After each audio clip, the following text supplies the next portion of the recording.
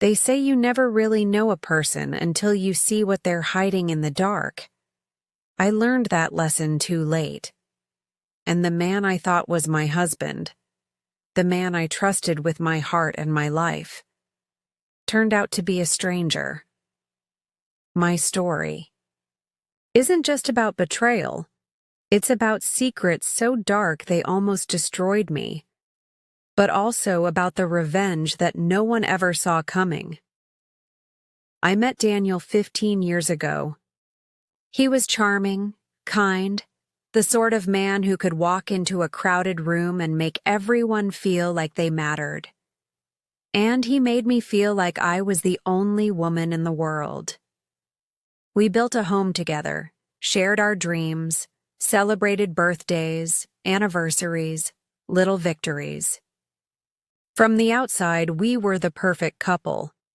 And I believed that too, until the night I stumbled upon something that shattered the illusion forever. It began with little things: phone calls late at night, messages he'd quickly delete when I walked into the room, business trips that seemed to come out of nowhere. At first I told myself I was imagining it. Every marriage has rough patches, right?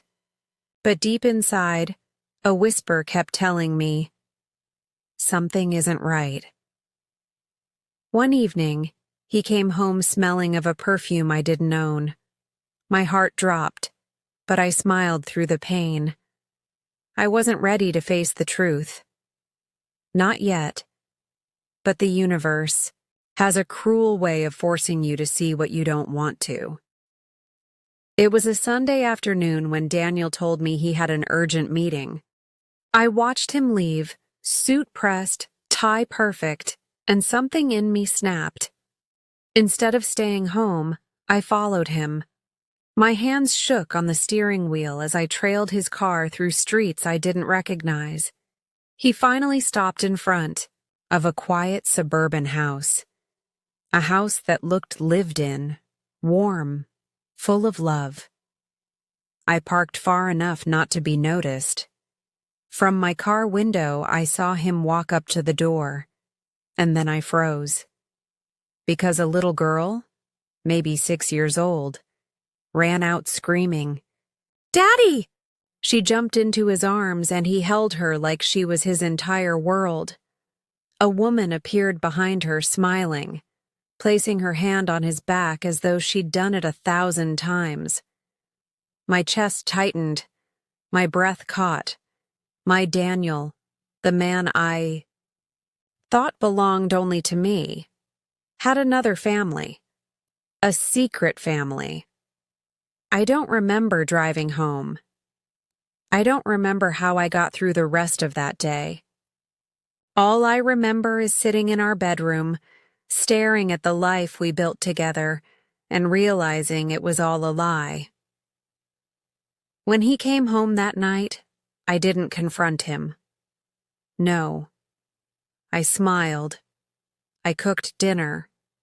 I kissed him goodnight. Because deep inside, a seed of revenge had been planted. I wasn't going to scream. I wasn't going to beg. I was going to make him pay. And that night, as I lay beside him while he slept peacefully, I made a silent promise. He thought he had me fooled. But he had no idea the storm I was about to unleash on his perfect little double life. I used to believe betrayal was like a knife to the heart. But what Daniel did, it was worse. It wasn't just the blade, it was the twist, the slow tearing apart of everything I thought was real. And if he thought I would sit quietly while he lived his perfect double life, he underestimated me. The morning after I saw Daniel with them, I acted normal. I poured his coffee, asked about his meeting, kissed him goodbye as though nothing had changed. But inside, my heart was no longer soft. It had turned into stone. For weeks I played the part of the perfect wife, smiling, cooking, laughing at his stories, But every time he left the house, I followed. Sometimes I trailed his car, other times I went through his phone when he showered.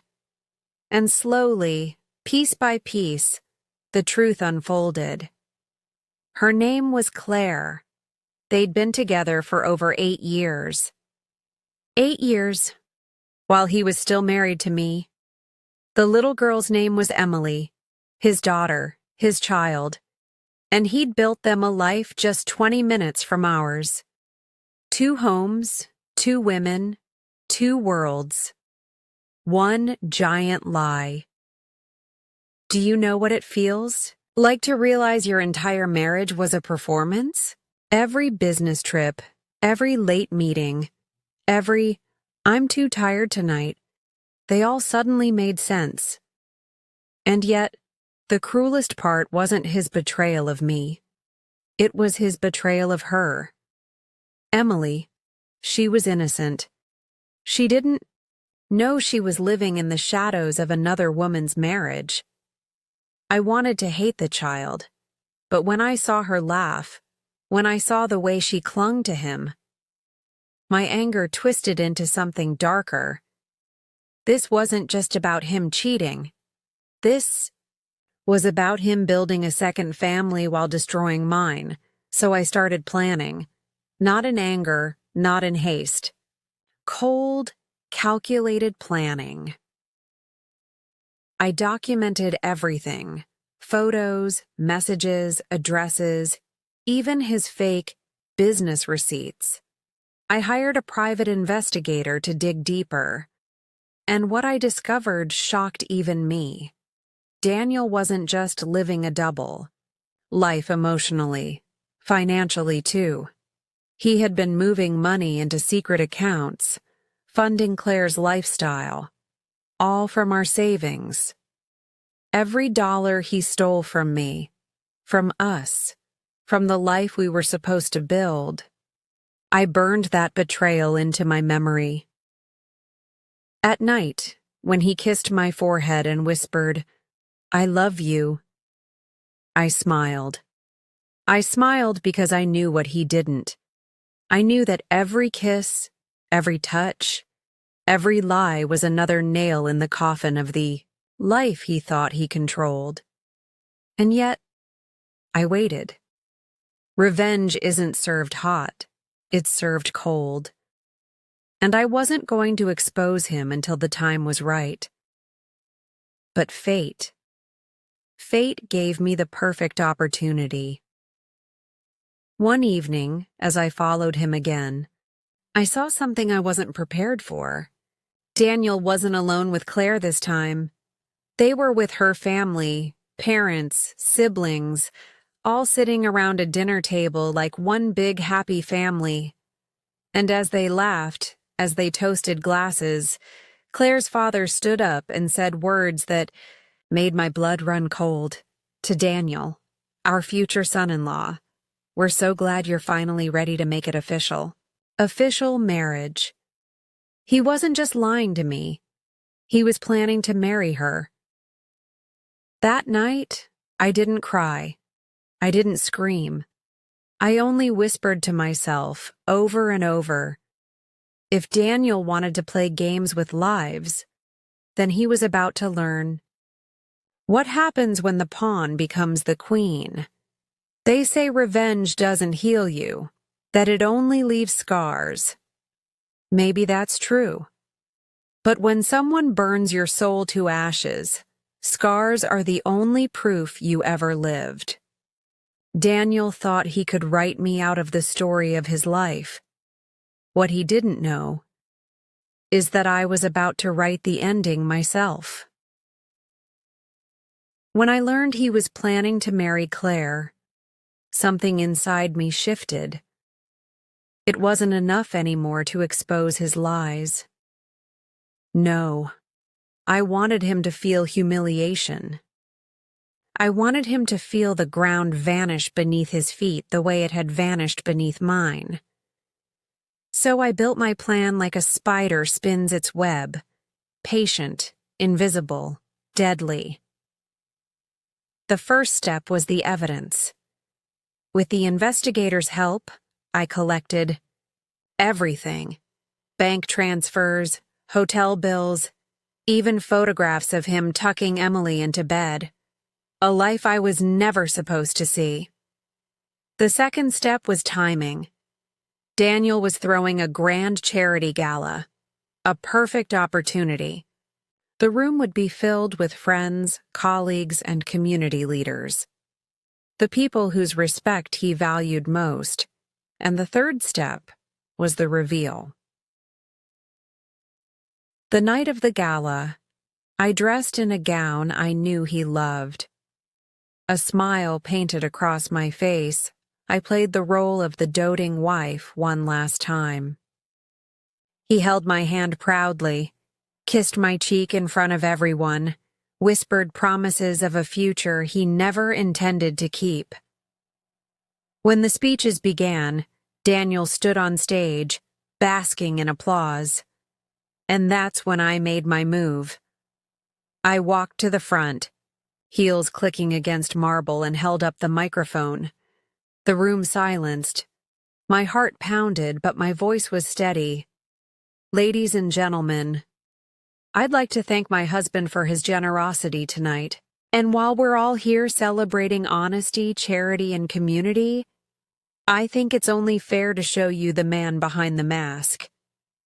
Gasps echoed as I handed the projector operator a flash drive. On the screen appeared photos of Daniel, smiling, with Claire, holding Emily, kissing her forehead, spending our money to fund their secret life. The room erupted. Whispers, shock, laughter. Some even shouted. Daniel's face turned pale. He rushed toward me, hissing, "What are you doing?" Looked at him, and for the first time in years I felt powerful. "I'm giving you exactly what you gave me, Daniel. A performance. But mine has an ending." And then, as if fate itself applauded me, the doors swung open.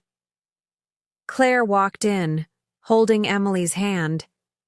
She had received my anonymous invitation. Her eyes locked on Daniel, her face collapsing as the images glowed on the giant screen.